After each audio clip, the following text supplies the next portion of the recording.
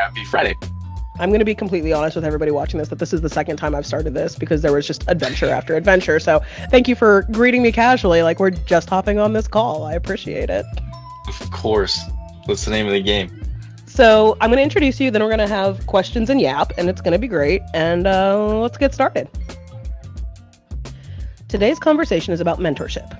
It's about access. It's about education, not just as a credential, but as a space that opens doors and introduces you to rooms you didn't know you belonged in. There's no one I'd rather have this conversation with than my friend Moises. Moises is a first-generation marketing student at the University of Utah, studying in the David Eccles School of Business, minoring in business management and Middle Eastern studies, which already tells you something about the depth and range he carries. He's completing his senior year right now, and what I admire most is not just what he's studying, but how he moves through spaces. I'm not sure he's ever met a stranger. I met him last April on campus while connecting with our friends in auxiliary business development, and within minutes it was clear this is someone who sees people, not in a transactional way, not in a how can this help me way, but in a how can this connection create something bigger for all of us kind of way. He's a phenomenal campus content creator. He understands brand. He understands story. But more than that, he understands belonging. He has a gift for spotting opportunities for students, for brands, for communities, and building bridges that make access feel human. Last week, he posted a photo with his professor, who he also serves as a TA for, and a former COO of Nike. Obviously, I commented, but what struck me wasn't just the proximity to power, it was his instinct to learn, to build relationship, to lean into mentorship. That moment felt so aligned with this conversation we've been having about leadership and mentorship, about proximity and how education can be a gateway to rooms that shape us. So yes, this is about mentorship, but it's also about recognizing opportunity, about using education as access, about being the kind of person who not only walks through doors, but holds them open. Thank you for being here today. Thank you so much. I don't know how to follow that up. I was like almost about to cry. That was beautiful. That was like you do cool stuff. ridiculously nice. Thank you. Thank you well, so I mean, much. yeah, yes, but like, thank you for being the kind of person that is easy to say that about for having spent a cumulative like 45 minutes with you in the same space. So thanks for being that guy. Thank you. So I'm first excited to be here. question. I'm excited to have you. Was there a moment during your college experience when you realized I belong here? I might need a second.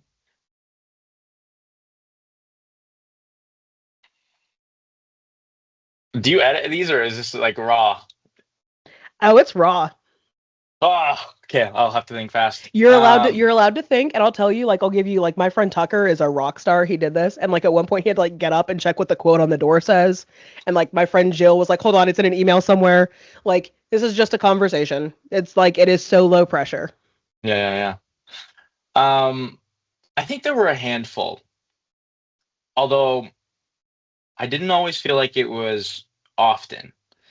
It was hard to feel. This sounds a bit cliche, like saying it out loud, but it was hard to feel like I belonged when I had no previous understanding of it. Yeah. Like everything was brand new. I almost didn't feel like I had any time to sit still. It was like a constant urgency to figure out how to get college paid for, which were the right classes to take, which professors to not have, which professors would make this ride easier, time slots to avoid, working with with the work schedule, and what work would look like during college. But in the moments I did feel like I belong, I was surrounded by really great friends, and really great people. And I think one of those moments was when I was sitting on.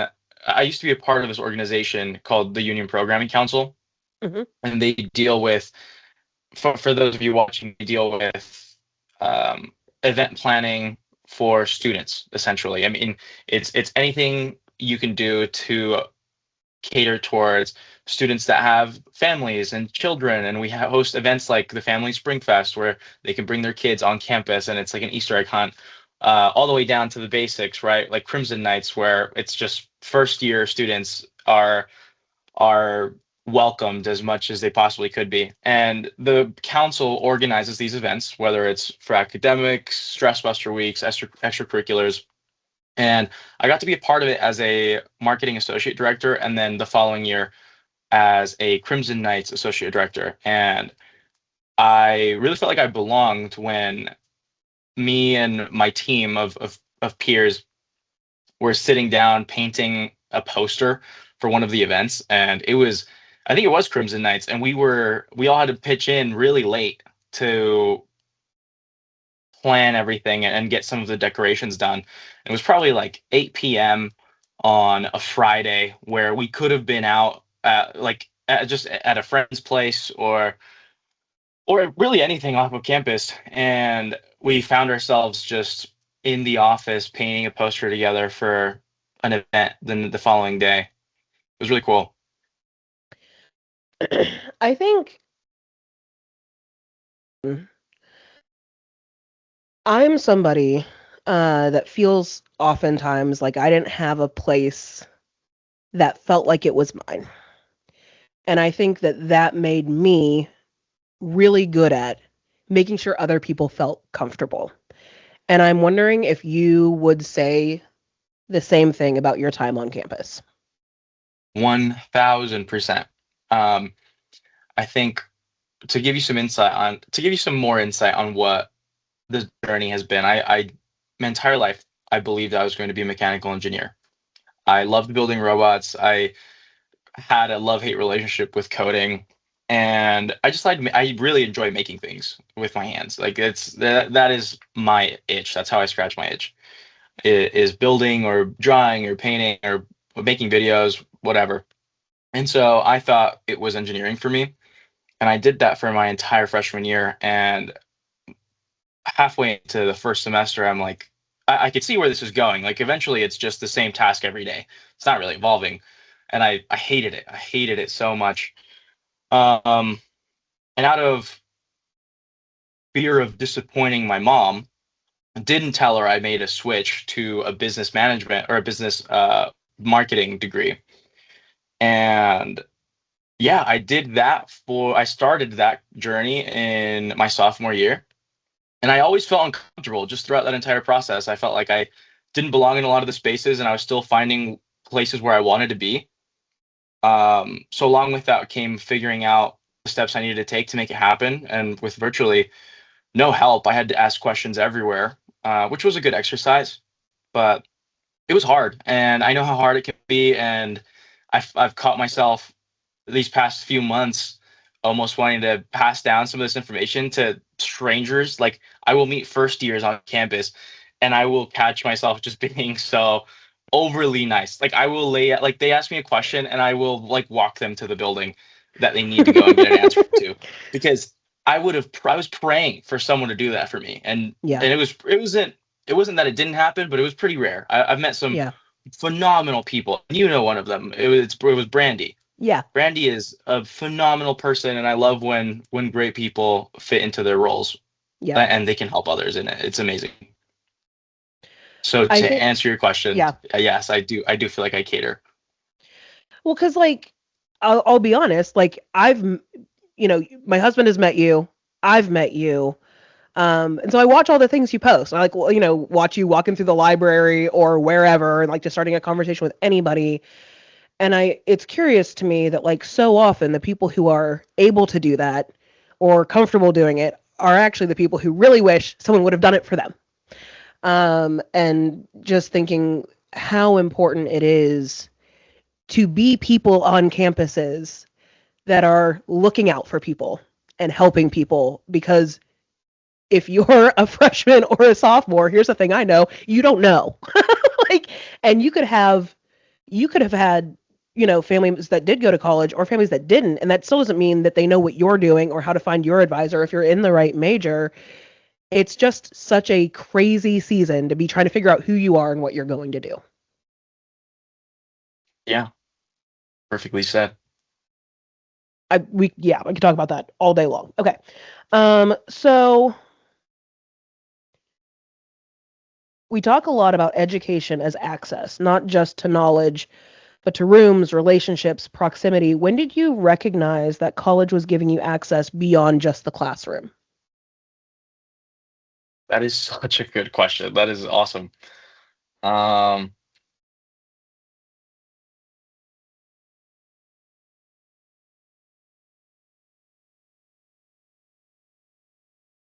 I think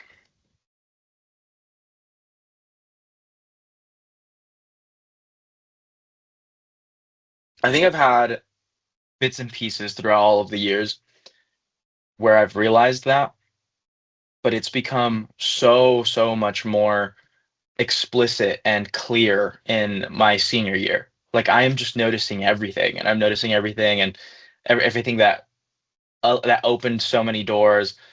It was like it was the purest example of hindsight is always 2020.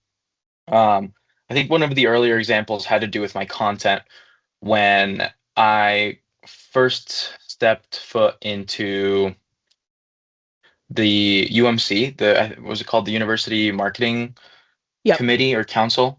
Yep. Um, and I met Andy. It was Andrew Thompson who dealt with like all the social media. And at this point, I've already switched majors. I've already shifted gears. I'm fully into content. I was doing it for a bit, even in my engineering year, my freshman year.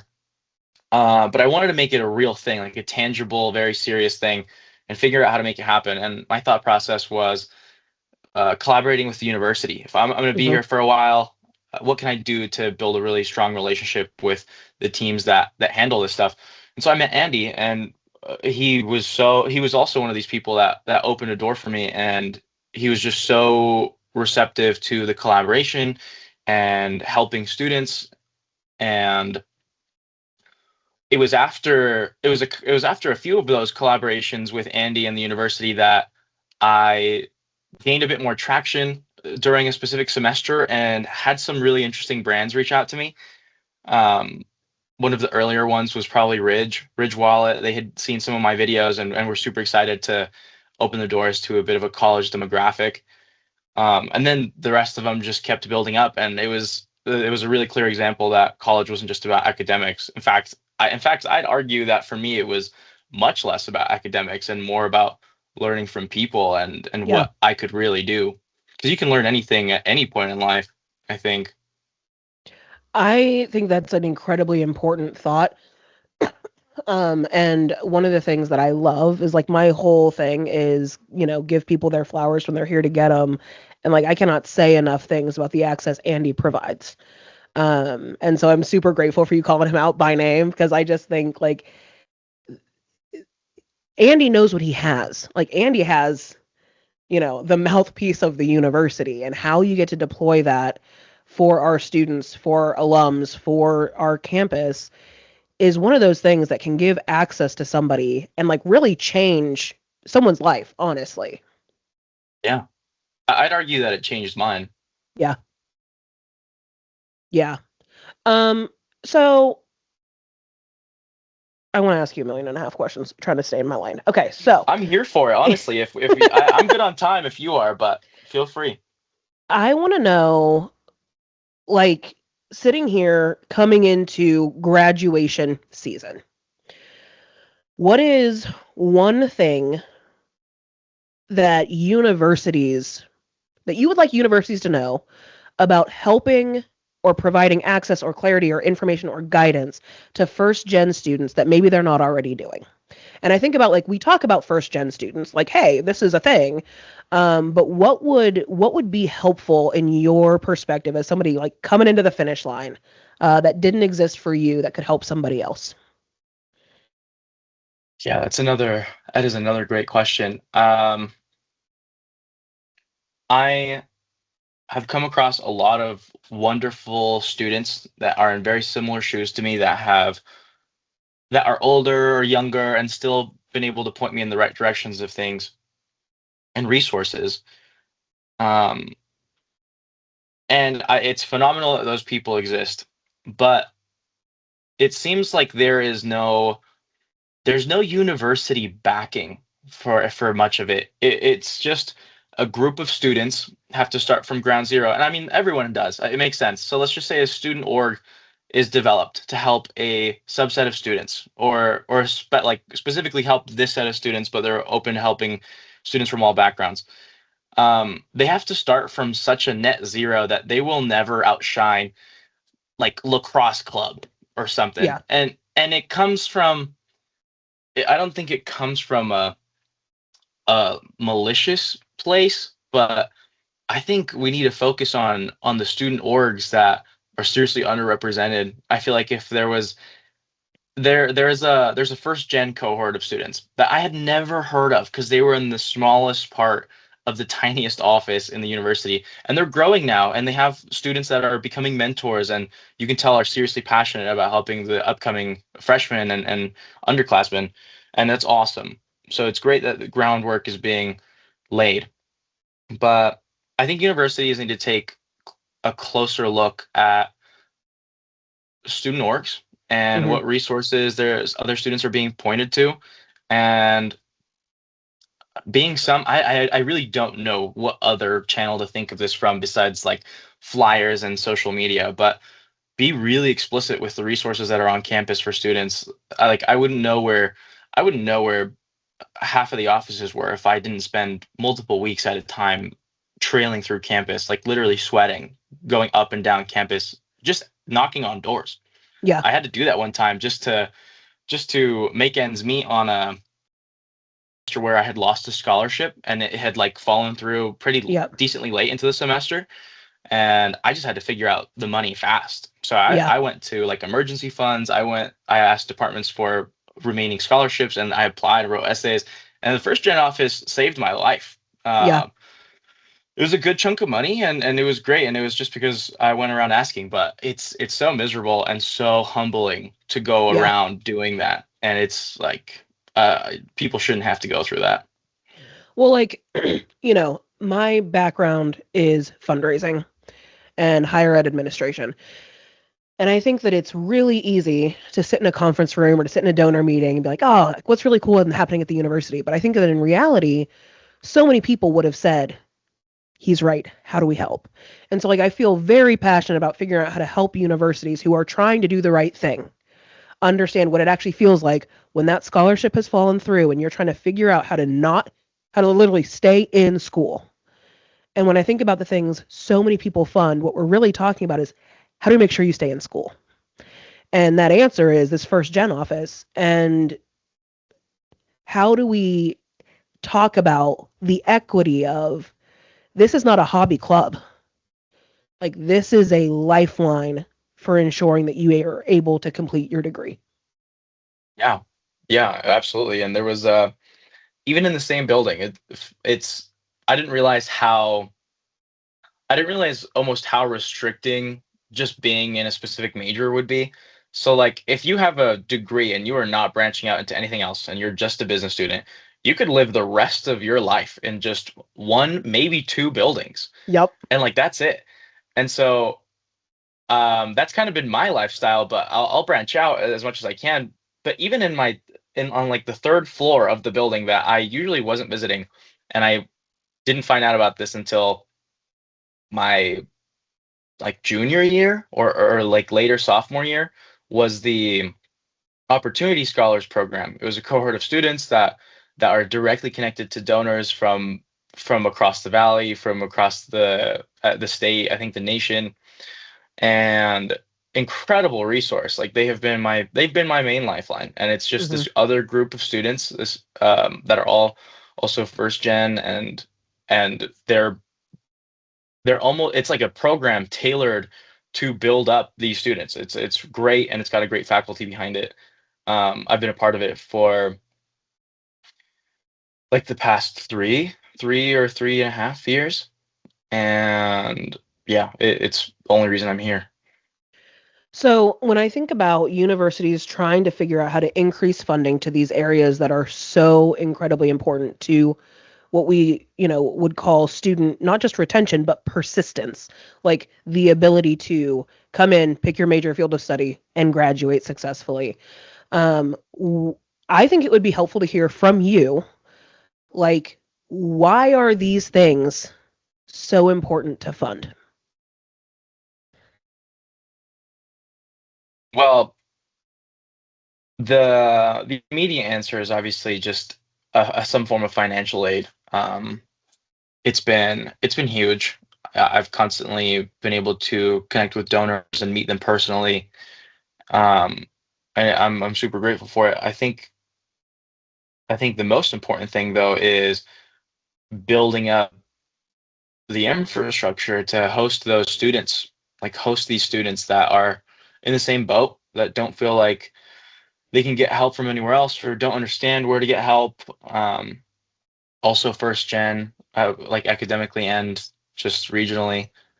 So many students here for the first time and figuring it out, and you get to figure it out together with other alumni that also had to go through the same thing. So it really is great. I think it's so important because of the cohort and community of students that it builds.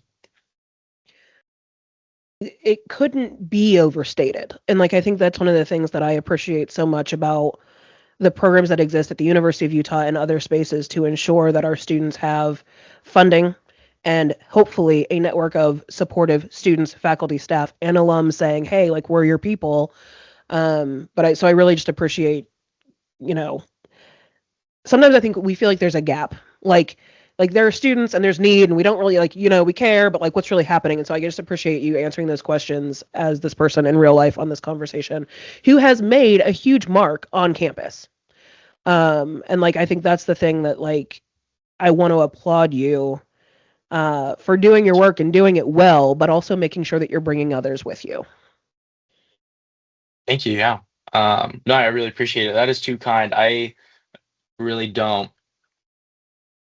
I almost don't see it as that. I see it as like entertainment, right? I've been like tailored to think of content in that way. Yep. But no, it's really cool that you mentioned that. I really appreciate it. I think I love that it's fun and I love that it feels like entertainment. But I think, again, I feel like you've made the world a little smaller in a good way and like this is just what students are doing on campus.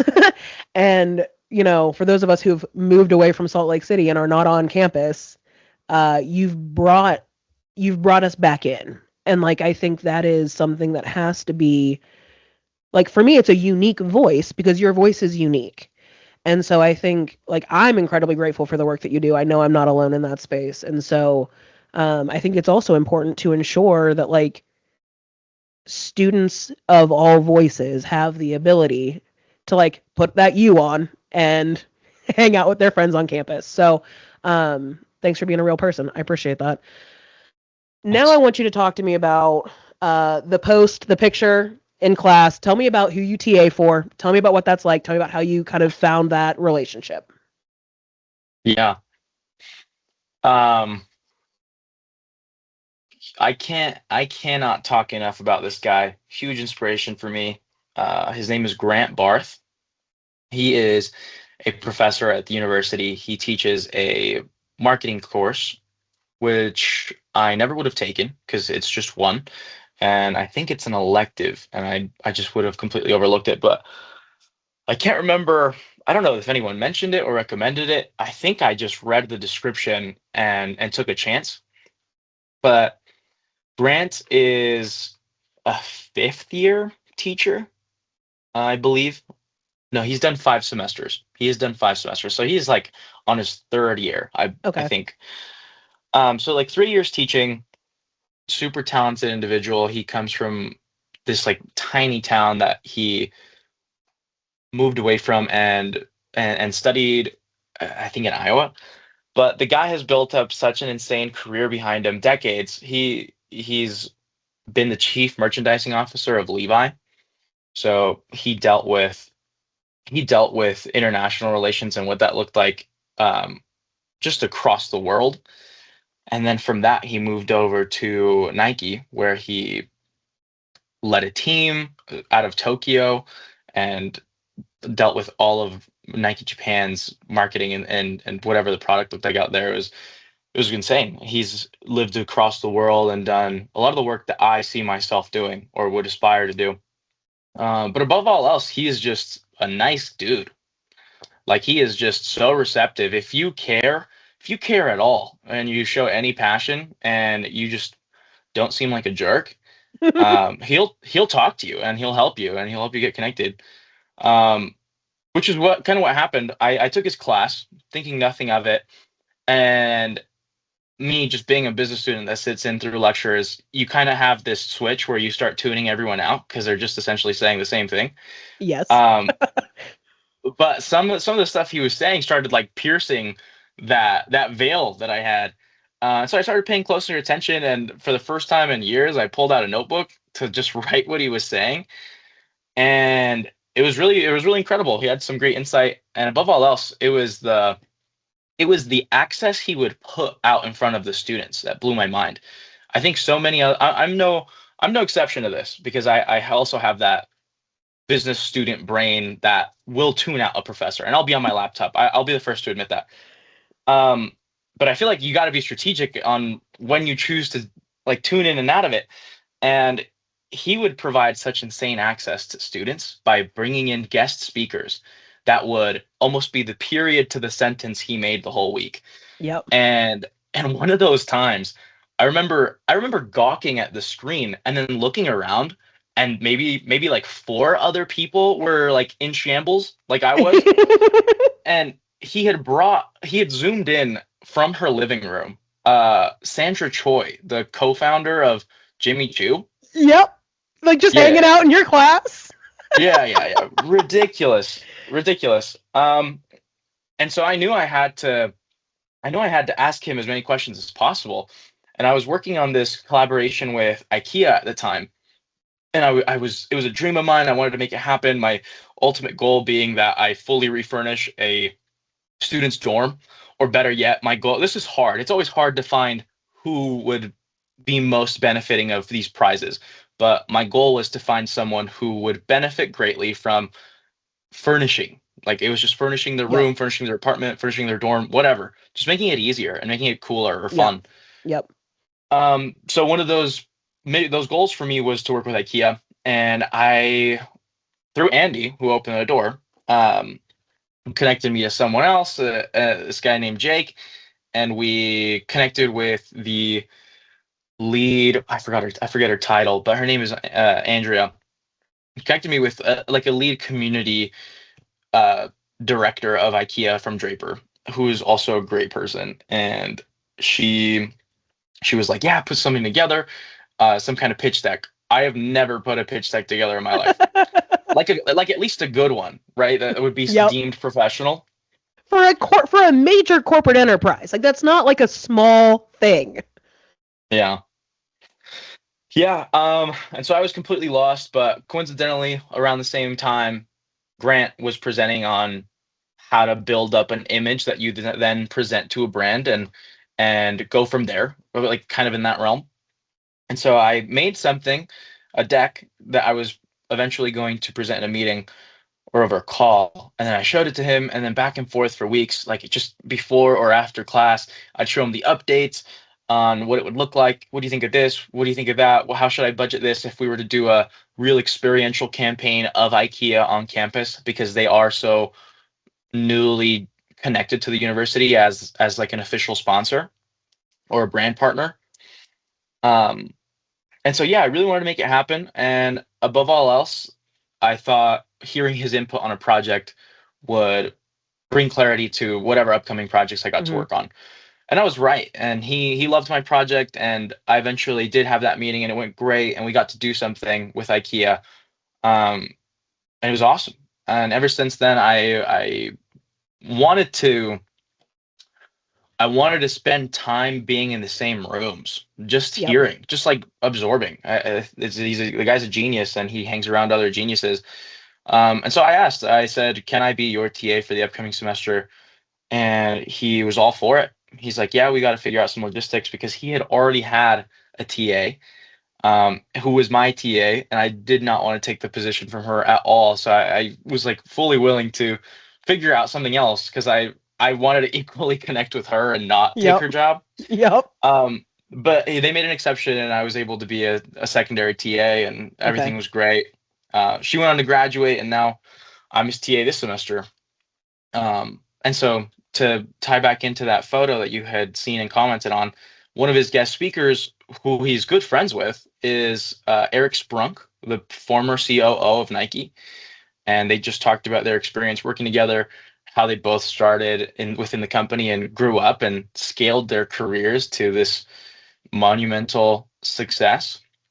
Um, and also, Eric was a really cool dude, and we took a photo together in class. I like If someone was like, give me a snapshot, Bethany, of like what you love about higher education, that's it. And like, the tirade I am perpetually on is that I think that higher education is the most efficient tool for large scale societal transformation. But what it looks like is so not large scale. What it looks like is a faculty member who openly provides insane access to his students because he's committed to their success. And like that is what I hear in this story. That's what I saw in that. I was like, hold. Did not hesitate to be like, what is going on here? Because this looks like everything I love in the world. And so huge shout out to your professor and the way that he conducts a classroom, because that is like the whole point. Absolutely. Absolutely. That's overwhelming. All right. Okay. So what makes, in your mind, would you consider Grant to be a mentor? I would say so. I think as I've growing up, growing up in college, right? Everyone's like, find a mentor, find an internship, and it just sounds like very cookie cutter. And Uh-huh. I don't know why I pictured mentorship feeling like it had to be some kind of here's your application, sign it, and we'll Yeah. get back to you kind of thing. So I was always just like, oh my gosh, who is a mentor to me? And I feel Yeah. like who isn't, like what should a mentor be? Which are all good questions I think you should ask yourself, but I think I was too serious about it, and a mentor could have been just anyone that you could remotely talk to Yep. and repeatedly check, recheck, optimize, revise something, whether it's yourself, a project, a Yeah. career goal, how to reach some goal in your life. Um, so I would say so. I would say so. He's definitely been a mentor, and I've been lucky enough to have a select few people that I would Yeah. call mentors in my life. I think like the way you describe the nature of the relationship, I would define as a mentoring relationship. And I think what you're pointing out is that we need to demystify or I guess inform make less formal. I know words. Yeah. Like how do we make this all feel more casual? And like if you're in a really formal mentoring relationship, great, but that doesn't mean it can't be Andy or it can't be Grant or it can't be Brandy or Jake or Brett Right, yeah. or like I think if this conversation series did any one thing for any one person, my hope would be that it demystifies the concept of the fact that whoever you're willing to ask for advice is a mentor to you, and that's okay. There doesn't have to be a formal application. Yeah, and it's crazy. I don't know if anyone else feels this way because I haven't actually asked this to anyone, but it really did feel like it'd be a job application. Like not in the literal sense, but I feel like I wouldn't walk up to Grant and walk around introducing him as like, "Oh, this is my mentor." It Right. feels like such a serious title, but no, I mean it's just Grant. I TA for him, so Yeah. it's been very demystified this year. It's been pretty recent. I will be honest with you that like a huge portion of my distraction in this conversation is like how do we get you to talk about more of these things? um, because I think that like you are a relevant student voice in relevant student spaces, and like what does it look like to reflect on this season and the things that you've learned. And so I just need to acknowledge that I'm distracted by that because I think one of the things that's incredibly hard, and like I am an alumni girl. Like I think that alumni networks are the largest unique selling propositions of universities. And at the same time, the farther you get from it, the harder it is to necessarily speak easily or fluently or fluidly to current or incoming students. And so finding students who are able to say like, "Hey, here are my top 10 reflections on the things I've had the opportunity to learn while I was here. If I can help you learn them faster, I'd love to." And just, I don't know what that looks like, but it's like, that's where my head is. You are, I'm sure you're incredibly busy, and it's like it's probably going to be a headache to figure this out. But this is such a unique conversation that I think needs to be consistent or frequently happening between alumni and students, because it feels like there's this weird gap. At least for me, there's just been this weird gap with alumni where it's like, to me it seems like a totally different life. and not at all connected to being a college student.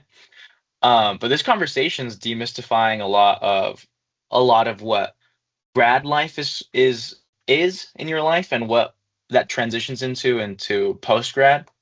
And I would love to see something like this frequently come out of the alumni pages and the alumni house over on campus, because I mean, no offense to the work that they all do over there, which I'm sure is extensive because I hear about it, but it seems like a lot of the times I hear about the alumni house is when it's being used as some event space for a conference or a panel, whereas I think it should be used for stuff like this, these conversations to be had. I think that the way we're talking is an acknowledgement of the fact that, like, how I would define alumni and like the function of the reality of alumni is that, like, your life is a spectrum, and you're not a different person when you're an alum than you were when you were a student. But I think we often treat the student experience as one thing and the alumni experience as another, and that what we're talking about is drowning in that disconnect. And like, how do we, like, I think about, okay, so my daughter just got really into Stranger Things. So I've been watching Stranger Things, and I hadn't watched it before, so this is my first time through. And there's a scene in some season where, like, they're climbing up out of something, and there's someone reaching down into this, like, hole to pull you out. And, like, what would it look like for our campuses, our universities, our alumni offices to be like, hey, you're coming to that finish line. Like, how do we pull you into the next thing? And even from a campus experience, how do we pull you onto campus? Like, and I think that's even like a part of how you talked about showing up to campus, and like, I don't know the answers, and I don't know where this office is, and I know now, but I didn't know then. And like, what would it look like to hold your hand at both of those transition points? Because if we all know, we know more now than we did when we started, then what are we doing to make that easier for the next student? Yeah, that is a hard one.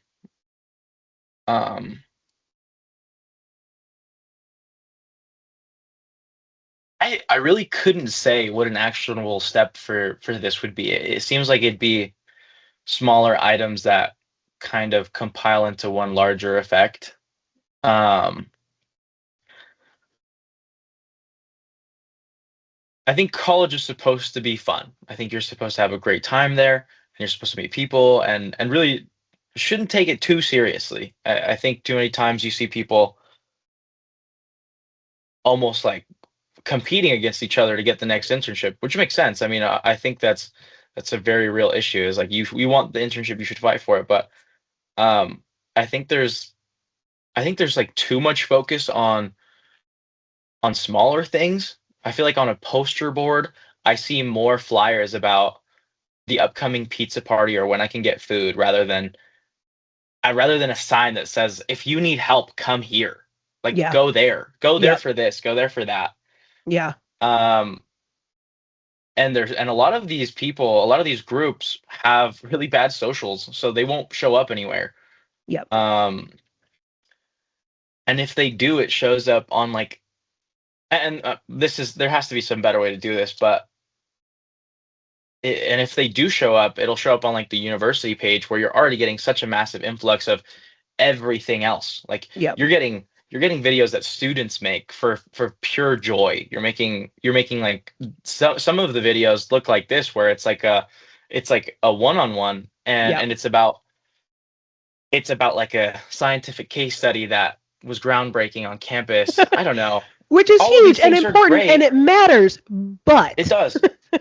It does. And like that's why I don't know what the answer would be, because all of these things are as equally important, and it's just too much. It's just too much info. I feel like there has to be some better way to split it up. Well, like, so there are two things you said that I want to talk about. And the first thing is that college should be fun. Because college should be fun, but I also want to tell you that, like, your brain learns faster when you're having fun. And so, like, if we thought about, like, the science of why college should be fun, I think it might be more understandable why it's important to thread that through. So that's the first thing I have to say. The second thing I have to say really comes back to the first thing I said about, like, thank you for making campus still feel like campus to me when I'm not there. And I think it's time that we start looking at our social media channels like it's an equitable access to information. Like your social media strategy cannot be left to a student intern who left and no one's really covering it. Because if what you do matters, if the office you're running a social for provides access or care or information to a student, and you're not doing the most you can do to ensure that that message is findable, shame on you, honestly, for not understanding the currency of information in this era. Because I think the point you're making is so valid. And there's all like, the University of Utah is a flagship institution. It's a huge deal. There's always going to be a lot of things happening, and we can validate and be excited about all of those things, but we can't do that to the detriment of not helping our students find the access and support and information that they need.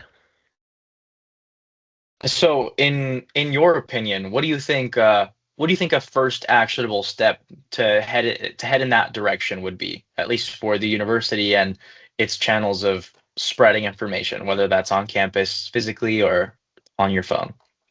Yeah, I mean, I'm going to be honest with you. Like, my caption when I post anything from this conversation is going to be like, hey, if you had a hard week, sorry you didn't end it talking to a student. Students are the whole point of what our institutions do. And a university does a lot of things. And I can say this as somebody who's attended multiple institutions, worked at multiple institutions. There is no situation here where I'm pointing a finger at the University of Utah, as much as I'm saying that higher education in America needs to remember who it's built for. And it's built for students. And it touches a lot of other things that really matter and compete for attention and energy that are real and important. But our students are the point of what we do. They are the main character of our story. If they did not exist, we would not exist. And so I think there's like a necessary framework that, like in any conversation, we probably need to be saying, is this something students need to know about? And if so, how are we ensuring that they do? And I think you and I are going to be on this younger generation, which is hilarious. I'm so much older than you, but on this younger generation of social media is real. I graduated from college in the era where you had to have a collegiate email address to get Facebook. MySpace was still a thing. And so even in my kind of first jobs after graduation, it was like social media might be a trend. Like, don't get had. Like, no, we're past that, right? Like we know where people are. We know how they're finding their information.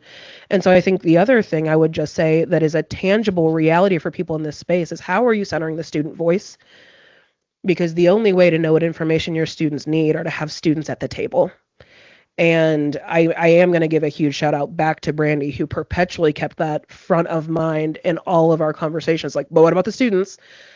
And so I think I think we as professionals can say we need to think about students, but also how are you putting students into those spaces? Because I think students have a good understanding that they know what they need. They know what their classmates need. They know it would have been helpful for them earlier on.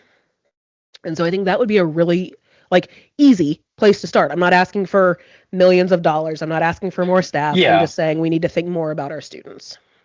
Yeah, and I mean, of course, that'll always be an evolving conversation. Like that shouldn't be a one and done kind of infrastructure. I think things are always going to be changing around what new resources are provided, what new influx of students, and what their backgrounds may be. No, yeah, I think that's great. I think it's a great start.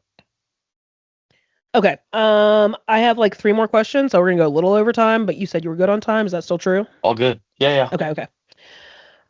So, and this kind of threads the conversation we were just having, but how do you decide on any given day, semester, whatever? I think back a little bit to changing a major or looking for an internship or a mentor or any of these functions. How have you decided who to listen to and who to tune out? I think when I first started, I was on such a such an information journey, such an information treasure hunt that I was willing to look in any space. But I don't know even know how to describe this. It was almost in it was almost out of desperation because I didn't know any better, right? I just looked everywhere, and it was just a lot of it came from curiosity, a lot of it came from the need. But now I have a very strong foundation of where I want to go. Like no exact plan, but the direction of life and career that I want to go to, which is more than I can say than where I was at 2 years ago. Um, so I think to make those decisions, I lead with what can I say that I'm enjoying or will be able to say that I'm enjoying 5 years from now or a Yeah. decade from now. Who am I going to enjoy being around with for years and see myself building some kind of relationship with long term? Just nice people, ideally people that aren't belittling you, treating you like you're stupid, treating you like you're naive and young, or that you're unskilled or that you're incapable of learning. Really, just people that you click with or can see yourself learning a lot from. So I think for me, it's just been I'll I'll kind of put myself out there and see and just see where I land. And if it doesn't feel good, I kind of will just lean away from it. I know that's not a very planned answer, but that I feel like that's kind of what I've been doing. I don't know that there's a formula to it besides just what feels comfortable or like what feels okay Yeah. to exist in. I think it's insightful and needs to be said because I think people often say, like, well, you got to trust your gut. Like, well, what does that look and feel like? Does this feel like a place I want to be? Do these feel like people I'm clicking with? Do I feel affirmed and believed in and like I am capable in this space? Like, that's a gut feeling. Yeah. Yeah. That's a great way to put it. I didn't really understand what my gut feeling was. Like I was always just so sure of what I had to do that it was just a list. It was like a checklist of steps to follow. I don't feel like developed a gut feeling until college, like later in college, where it's Yeah. like, okay, I know that this is my group, this is my rhythm of people, this is the flow of work I want to be a part of, and it was all just what felt like the right direction. So yeah, gut feeling is a great way to explain it. Um, and also and also I think I made a lot of those decisions on mentorship and where to go. And remind me of the question. It was about decision making and And how you decide who to listen to and who not to. yeah, I think for me it was a lot of gut feeling and developing it throughout college. And it was from making mistakes. I think it was doing a lot at the beginning and understanding what I didn't like Yeah. and who I didn't like being around with. Well, and I think like what that should tell a student listening is that trial and error is important. If you don't try, you won't know that that space isn't for you. And I think sometimes there's this fear of like, if I declare this major, if I join this club, or if I try this thing and it doesn't work, like, then what? Like, Yeah. then you know. Like, what a great thing. Yeah. Yeah, which is why I hate to hear I feel like I was one of these people because I was just so sure on what I wanted to do or what I thought I wanted to do that anyone talking about changing their major was almost like cringy to me. It would make me cringe, like oh my gosh, you're so indecisive. Like come on, get it together. But I completely get it now. I completely get it. I think there is way too people are ridiculed way too much, and it's always so harsh for people that are switching their major, taking a dance class. I took a theater class as an engineer just because I needed to I fill an love elective that. and I wanted and like people were looking at me weird like why are you doing that? And it's like I just wanted to give it a shot. But yeah, I think if I had more time and more money, I'd probably change my major again. Like I understand marketing at a fundamental level that now I just got to get out there and do the work, but I'd love to take like physics. I think it'd be so interesting. But yeah, people need to make the mistakes and stop being scared of feeling embarrassed in front of other people and like what peers have to say about it. It's not easy. I struggled with it, but yeah, you got to get out of your shell. That's what college is for. because then you get out into the real world and you have no idea what to do. Well, you still have no idea what to do. You just have like a little bit more of an idea. Well, and I think like even in the conversation we're having, like you don't know what it's going to look like, but hopefully you have learned a little bit about trusting your gut, and have learned a little bit that it's okay to change path, and like those are the like I think sometimes people have a hard time pointing to the intangibles that college is supposed to bring you. Like it's experiential, but like what does that mean? Like those are actually really important things to like learn. Yeah, Really, really important things that if you can learn that and get a degree and find some people who are in your huge. corner, you've done a good job. Yeah, you've made it. Okay, Absolutely.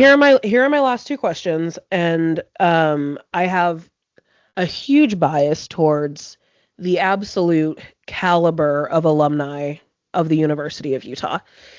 And so, as a student approaching graduation, what's one thing that you would say or ask to the alumni base that you're a part of? And some of the people I respect the most in the world are in that space. And I think about, what the University of Utah gave me was this network of people who care about me, care about you. And so I think, looking forward to that group of people, what what's your request?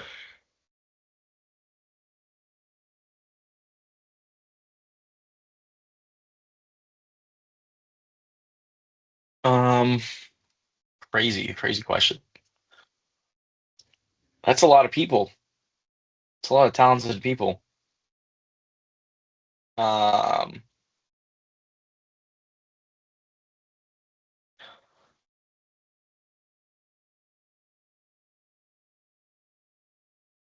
I'd probably ask about I'd probably ask about goal setting. Um, I have a lot of goals that feel extremely ambitious, and I'm still learning on how to take things piece by piece. I Hmm. feel like I'll set a goal and they'll get really ambitious and inflate the goal so much, the mission, the idea so much that now it's this grandiose idea that couldn't even exist at what I'm working on now. Like it's Yeah. just the gap I've made the gap too big mentally. But I feel like a lot of alumni have crossed that gap and filled it and Hmm. made it to that goal. Um, I want to learn. I want to learn what it means to efficiently set goals, strategize, plan, and execute. I feel like Yep. that is probably one of my struggles. Is at any given moment I could be sitting on like 10 great ideas for a brand or a business, but then I've I've like I've like thought of a brand and then already thought of the content I would make for it, and Yep. I Of course. haven't even start organized the LLC. Um, so yeah, I want to learn how to bridge the gap between beginning to end, and hear about how they do it, Yeah. Okay, that's processes. a great question. Like that's the right question. And I will just tell you, my passion point, we're gonna find you the alums who are gonna answer that question because they exist and that's the thing. We'll figure it out. So that's your question to the group of alumni. What's your piece of advice to hand back to a student who's not careening into graduation season? Um,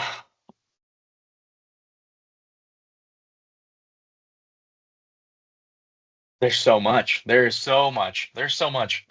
I I would want them to know that as cool or as disciplined as some people may seem, or some groups, or some friend groups, or some student orgs, or Greek life, no one has it figured out. Like maybe some people have the the path already laid out for them, whether it be by connections, networking, parents, family, whatever. It may be easier for some people, but at the end of the day, no one knows exactly where they're going to end up or what they're doing. And I think that should be like a very open door for you to make serious leaps, take risks, put yourself out there, take the risk of meeting that new person or talking to that new stranger, or asking to be a TA, or staying after class for hours. Like it might all seem pointless, but I've stumbled into such awesome situations by just like being there. Like be there, Hmm. take risks, whatever it takes to be there, whatever there may be, right? Whether it's Yep. a friend group or a conference or a panel or a discussion you want to be a part of, take the risk to be there. And not let the embarrassment crush you, because too many times I've like, again, the same concept of the goal and the gap being too big and not seeing myself in the space. Take the chance of risking that embarrassment and be okay with it. Like you're just going to be embarrassed. Would you rather be embarrassed and then have the prize in your hand, or just not be embarrassed and be constantly overthinking? I feel like the decision paralysis is very real. So take the leap, put yourself out there, um, and put the time to put yourself out there, because it's just as important as anything else. It was the right question. It was the right advice. This is a conversation I look forward to figuring out how we're going to continue, but I'm pretty excited about that. So I really want to thank you for your time and the conversation. It was really important, and I knew it was going to be fun, but it was also fun. really Thank you. important. So I really appreciate you taking the time and sharing your thoughts and feels, and we'll stay in touch. Oh, absolutely. Thank you so much for having me. Incredible questions. You're a talented writer, and the intro almost brought me to tears. So, seriously appreciate it. Thank you for having me. Absolutely. Have the best Friday. You too. Bye. Bye.